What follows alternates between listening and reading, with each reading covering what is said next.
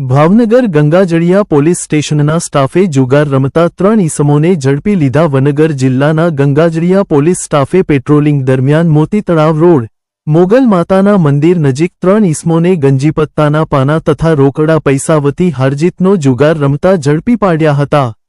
પકડાયેલા આરોપીઓ પાસેથી ગંજીપત્તાના પત્તા નંગ 52 તથા રોકડ 17,060 રૂપિયા નો મુદ્દામાલ કબજે કરી ત્રણેય આરોપીઓને જુગાર અધિનિયમની કલમ 12 હેઠળ અટકાયત કરી આગળની કાનૂની કાર્યવાહી હાથ ધરી છે.